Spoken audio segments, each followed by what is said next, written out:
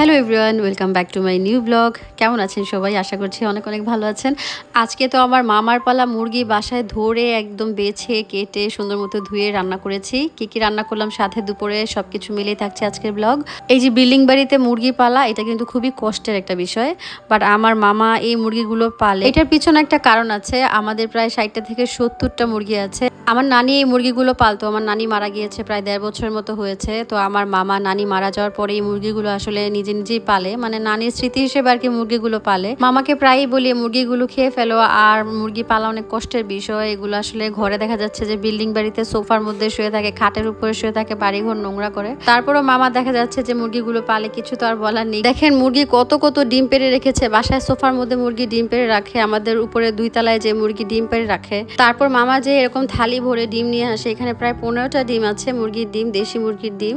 দেখতে কতটা শখ লাগে না যে মুরগির ডিমগুলো দেখতে কত সুন্দর লাগছে। ইভেন এত মুরগি মামার একসাথে যখন সন্ধ্যাবেলা বাসায় ঢুকে, তখন এগুলো দেখতে অনেক বেশি ভালো লাগে। হয়তো বা বলি যে মুরগি পাইলো না, বাট তারপরও কেন জানি দিন শেষে মনে হয় না ঠিক আছে ফাইন, এটা একটা বিষয় থাকে, ব্যাপারটা অন্যরকম। আমাদের এত মুরগি হয়েছে, এগুলো মানুষ রাস্তা থেকে ধরে নিয়ে যেয়ে খেয়ে ফেলে, সেজন্য ভাবলাম যে আজকে আমরাও খাই। তো আমাদের যে হেল্পিং হ্যান্ড আছে উনি মুরগিটা বেছে দিচ্ছে, আমি একটু পরে কাটবো। তার আগে আমি ঘুম থেকে উঠে একদম ফ্রেশ হয়ে নিয়েছি, যেহেতু আজকে একটু রান্নাবান্না করবো, সেহেতু আমার স্কিনটাকে একটু প্রেপ করতে হবে। রান্নাবান্না যেদিন করতে যাই সেদিন তো আমার স্কিনের অবস্থা 12টা বেজে যায়, সেজন্য ভাবলাম যে আজকে আগের থেকে একটু ময়েশ্চারাইজার ক্রিম কিছু দিয়ে তারপর রান্নাঘরে যাব। আচ্ছা, ভিডিও মেক করার জন্য যে আমি আলাদাভাবে প্রিপারেশন নিব বা আলাদাভাবে ড্রেস চেঞ্জ করবো ওরকম করি না। আমি বাসায় যা পড়া থাকে তা দিয়ে ভিডিও করে ফেলি। যেহেতু অনেক রান্নাবান্না করি তো স্কিনটা একদমই ডাল হয়ে যায়, নষ্ট হয়ে যায়। তো আমি রিসেন্টলি এই ময়েশ্চারাইজার ক্রিমটা ইউজ করছি। এটা এত ভালো একটা ক্রিম, এটা দেওয়ার পরে স্কিনটা এত সুন্দর হয়ে যায়। এই ময়েশ্চারাইজার ক্রিমটা হচ্ছে অল ডে হাইড্রেশন রাখবে আপনার স্কিনটাকে, লাইট অ্যান্ড নন গ্রিসি। ক্রিমটা ফেসে দেওয়ার পর একদম অ্যাবজর্ব হয়ে যায় স্কিনের সাথে। আমি যেহেতু রেগুলার রান্নাবান্না করি তো আমার একটা ময়েশ্চারাইজার ক্রিম অনেক দরকার ছিল। এই ক্রিমটা আমি রিসেন্টলি ইউজ করছি অ্যান্ড আমি অনেক ভালো রেজাল্ট পাচ্ছি। আমি সাজেস্ট করবো আপনারা এই ক্রিমটা নিতে পারেন চাইলে। মুখে অল্প একটু ক্রিম দিয়ে এখন রান্না করতে যাবো, বাকি ক্রিমটা আমি হাতে মিক্স করে নিয়েছি। সুপারস্টার বাজার এই ফেসবুক পেজ থেকে আপনারা চাইলে এই ক্রিমটা অর্ডার করতে পারেন। আমি পেজের লিঙ্কটা কমেন্ট বক্সে দিয়ে দিব। তো আমার এদিকে মুরগিটা কাটা শুরু করতে হবে, কারণ আমাদের যেই হেল্পিং হ্যান্ড আপু আছে উনি জাস্ট মুরগিটা বেছে দিয়েছে, এখন আমি কাটবো। উনি নাকি শক্ত মুরগি কাটতে পারে না, সেজন্য এখন আমারই কাটা লাগছে। টু বি অনেস্ট, শক্ত মুরগি কাটা অনেক আমার কাছে ডিফিকাল্ট লাগে, তারপরে কিছু করার নাই, খেতে হলে তো কাটতে হবেই। আর আপনাদের সাদি আপু কিন্তু কোনো কাজকেই ভয় পায় না, মাছ মাংস সব ধরনের জিনিস কিন্তু আপনাদের সাদি আপু অনায়াসে কেটে ফেলে। একটা সময় কোনো কাজে পারতাম না, বিয়ের আগে, পরে বিয়ের পরে তো আমি আস্তে আস্তে সব কাজই শিখে গিয়েছি। আসলে করতে করতে অভ্যস্ত হতে হতে মানুষ কিন্তু শিখে যায়। তো আমি এই দেশি মুরগিটা সাইজ মতো কেটে নিয়েছি, অনেকগুলো পিস করেছি। আর আমার ছোট ভাই কক্সবাজার গিয়েছিল, সে কক্সবাজার থেকে আবার শুটকি নিয়ে এসেছে, লইট্টা শুটকি। তো বলছিল আপু আমাকে কিছু লইট্টা শুটকি ভুনা করে দাও, আমার অনেকদিন যাবত খেতে ইচ্ছে হচ্ছে। এখন মুরগির মাংসের সাথে লইট্টা শুটকি রান্না করতে হচ্ছে, যেহেতু ছোট ভাই খেতে চেয়েছে, তো আর কিছু বলার নেই। তো মাংসটা আমি কাটার পর সুন্দর মতো ধুয়ে নিয়েছি, একদম কয়েকবার পানি দিয়ে ভালো মতো ক্লিন করে নিয়েছি। আজকে কিন্তু মুরগির পা সহ রান্না করছি, যেহেতু বাসায় পালা মুরগি, সেহেতু আমি ভাবলাম যে পা সহ রান্না করব। এদিকে চুলায় আমি শুটকিটা আগে জাল করে নিচ্ছি, শুটকিটা আগে টেলে নিচ্ছি, আর পাশের চুলায় আমি মাংসটা বসিয়ে দিব। তো আমি এই শক্ত মুরগিটা বা দেশি মুরগিটা আলু দিয়ে ঝোল করে রান্না করব। কিভাবে রান্না করি সেই প্রসেসটা আপনাদেরকে এই ভিডিওতে এখন শেয়ার করব। আজকে একটু ডিফারেন্ট স্টাইলের মুরগিটা রান্না করছি। তেলের মধ্যে পেঁয়াজ দিয়েছি, পরিমাণ মতো এলাচ, দারচিনি, লং সব মশলা দিয়ে দিয়েছি। এখন এটাকে ভালো মতো নেড়ে আদা রসুন বাটা মিক্স করব। এখানে আমি প্রায় 3 চামচের মতো আদা রসুন বাটা মিক্স করা ছিল, ওটা দিয়ে দিয়েছি। এখন আমি এটাকে ভালো মতো নেড়ে তারপর এর মধ্যে পানি অ্যাড করব। আজকে কিন্তু বাটা মশলাও অ্যাড করব। এখানে পানিটা দিয়ে দিলাম, এখন আমি বাটা মশলা দিচ্ছি। শুকনা মরিচ বাটা দিচ্ছি এখানে 1 চামচ। তারপর এখন গুঁড়া মরিচ দিব, গুঁড়া মরিচও দিলাম, হলুদের গুঁড়া দিলাম, ধনিয়ার গুঁড়া দিলাম, পরিমাণ মতো লবণ দিলাম। এখন ভালো মতো মশলাটাকে নাড়িয়ে এই মশলাটা ভালো মতো কষাবো প্রায় 15 মিনিটের মতো। তারপরে যখন মশলাটা কষে যাবে এটার মধ্যে আমি এই মুরগির মাংসগুলো ঢেলে দিব। দেখেন মশলার কালারটা কত সুন্দর আসছে না?